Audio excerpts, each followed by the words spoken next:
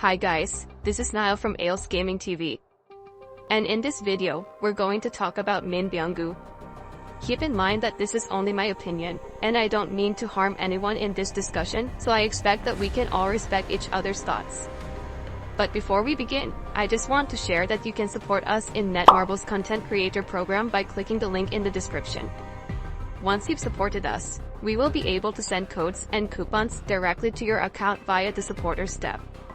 We will also post those codes publicly on our Facebook page once Netmarble gives us some airdrops that we can share with our supporters. Also, be sure to like and subscribe if you want to see more solo leveling Arise content. So without further ado, let's jump right into the video. Ales Gaming TV.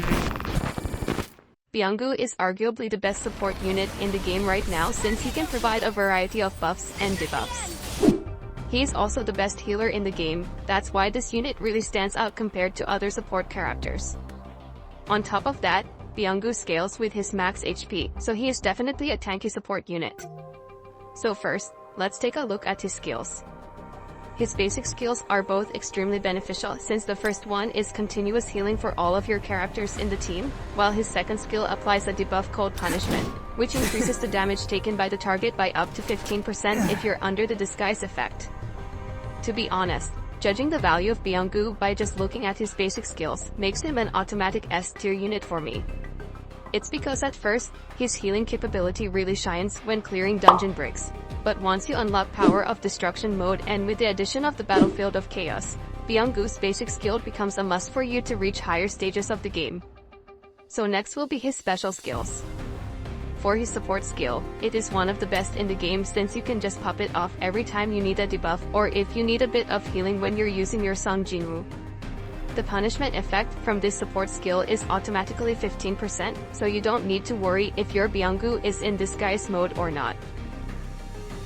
For his QTE skill, this is also an S-tier skill since after you use it, it will fill all your team members' power gauge by 50%.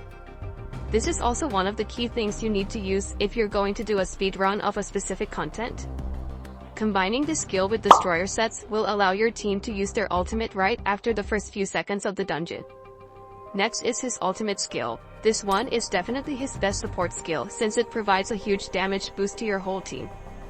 It applies the Heavenly Blessing effect, which gives a 12% damage increase and a critical hit rate, and if you use his ultimate when Byung-gu is under the disguise effect, then your ultimate will also apply a critical hit damage increase.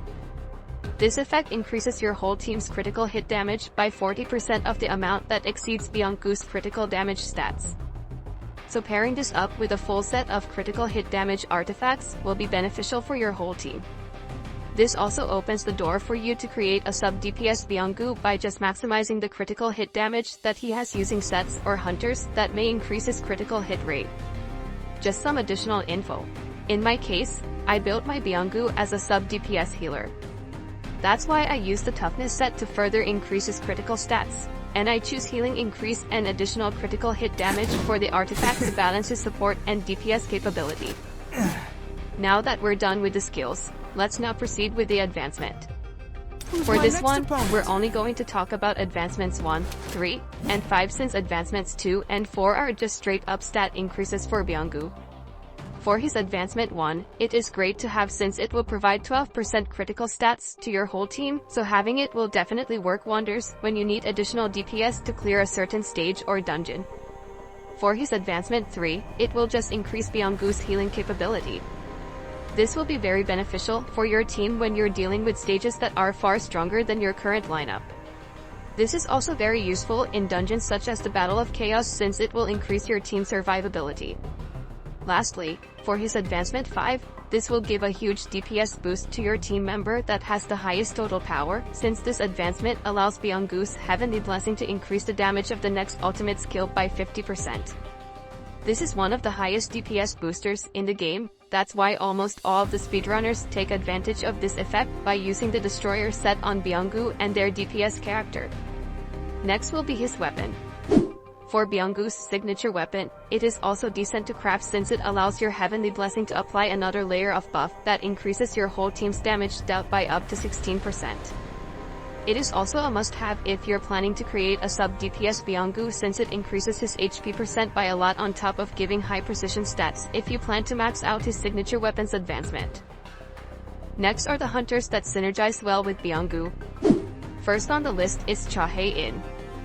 Byung-gu will greatly increase the damage output of Cha Hae-in, and combining the debuff punishment with the brand effect will greatly increase your overall team performance. If you plan to have Byung-gu at advancement 5, then this will synergize well with Cha Hae-in's ultimate skill, since Light of the End has a huge damage multiplier on top of Cha Hae-in being a critical focus unit. But even without their highest advancement, both of them still synergize well due to the debuff that they can apply to the target. The next one will be Lee Bora. She also goes well with Byung-gu, even if she's a dark unit, because Bora also has the ability to apply a debuff that increases the damage taken by the target by 15%. She's also a DPS unit that relies on critical stats. That's why having her go with Byung-gu will increase both of their damage output. Another thing is that both Cha and Bora are attack scaling units. That's why they are not that tanky, so Byung-gu's healing ability will allow them to continuously deal damage to the target without worrying about their survivability. To be honest, almost all of the DPS units work really well with Byung-gu, so he is definitely a must-have unit. So for the big question, should you pull for Byung-gu's banner? Well, my answer is both yes and no. Yes, if you still don't have a single copy of Byung-gu after clearing 20 chapters in challenges and using all your custom draw tickets. Then no, if you still have a lot of custom draw tickets to spare, since it is still better that you just put Byung-gu on the rate up list and wait for you to pull him in the standard banner. There will be a lot of overpowered units that will be introduced in the future. That's why I suggest that you just save your resources first and don't pull for units that you can easily get in the standard banner. So that's it. I hope I was able to help you learn more about Min Byung-gu. You can comment down below if you think that we missed some information or if you have any suggestions on what we should tackle next. Also, remember to play this game at your own pace, never get burned out, and always have fun. Till next time. Peace.